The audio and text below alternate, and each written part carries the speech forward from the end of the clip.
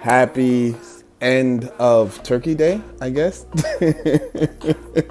What's up, y'all? This is Abwon, and this is another edition of Before You Watch spoiler-free reviews. My last review was for King Richard on HBO Max. I hope a lot of you got to see that over the holidays.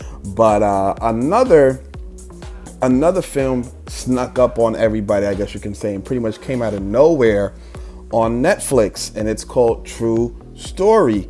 It's starring Kevin Hart and Wesley Snipes, and that's like a surprising combination, right? And Kevin Hart has been in the news recently. People are saying he's not funny anymore. I'm gonna just be honest with you. I was never really a Kevin Hart fan in terms of his comedy, but I saw his documentary on Netflix maybe 2 years ago, so I forget.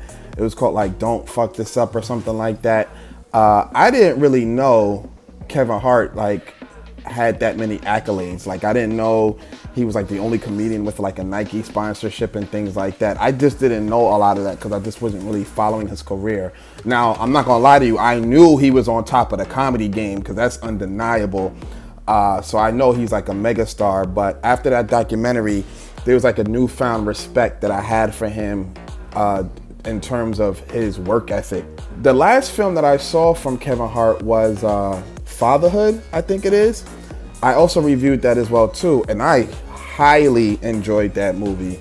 So even though people may say Kevin Hart's movies aren't funny anymore, I honestly like the direction that he's going with the more serious roles. So True Story, I'm just gonna give you a quick synopsis without giving too much away because there's a lot of moving parts with this show.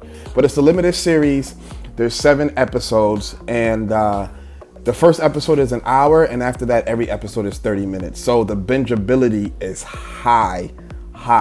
But back to the synopsis, like I said. So Kevin Hart plays this rising superstar named Kid, and Wesley Snipes plays his brother Carlton, who's a failed entrepreneur, almost still kind of in the streets, but not really. They go out one day, they turn up, and Kevin Hart wakes up and there's a girl in his there's a dead girl in his bed, and that's how the show starts. That's all I'm gonna give you. There's so many moving parts to this show, as I was saying before. So the show is supposedly loosely based around certain parts of Kevin Hart's life. The biggest thing I like about the show is that it shows him going through the day-to-day and having to juggle what's going on with his career. So you'll see him, visit kids at a hospital. You'll see him, have a photo shoot and things like that. But at the same time, he's trying to hide this crime. And it's just very well put together. It's like there's 2 stories going on at the same time. It's what the audience sees, and that's us, and then what his fans see. And you just see how they navigate through both. So now there's a lot of representation here, but it has situations that happens with him and his bodyguard or him and his tour manager. And I think these things just represent different parts of his career. Even his interactions with certain fans, I think those all represent something in his career or some sort of situation or something like that. The acting in this show is top notch. Everybody says, Kevin Hart did that, and he did. I'm not gonna lie. He definitely surprised me with this.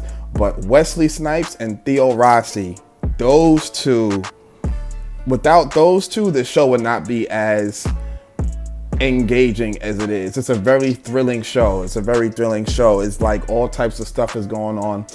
Those two definitely. Theo, I think, lost weight for the role, and I kind of want to know who his character signifies in real life. But Wesley Snipes did that too, and it's good to see Wesley Snipes back in the film, back in the film forefront again, because I know the media was dragging him because of his tax situation. So shout out to him.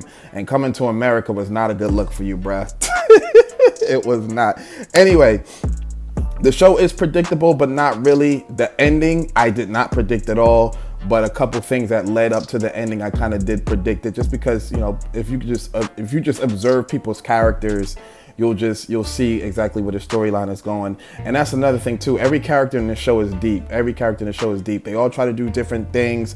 Their dynamic with Kevin Hart's character are all different. The one thing I did not like, and it's not too much, the one thing I did not like was a couple characters just didn't really have closure.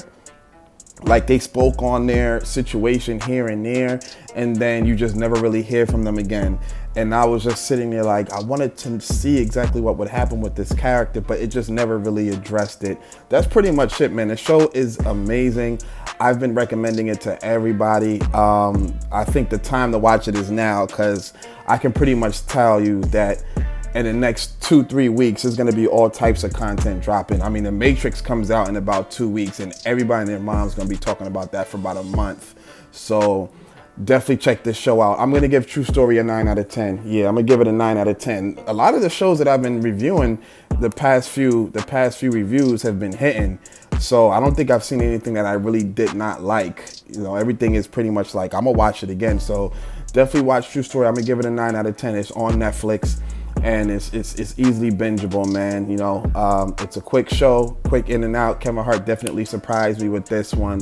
And check out his other movie, Fatherhood, too. All right, y'all, make sure you hit the subscribe. Make sure you hit the subscribe button. Click the bell so you get notified anytime I drop a new review. And that's it, y'all. I'm out of here. Peace.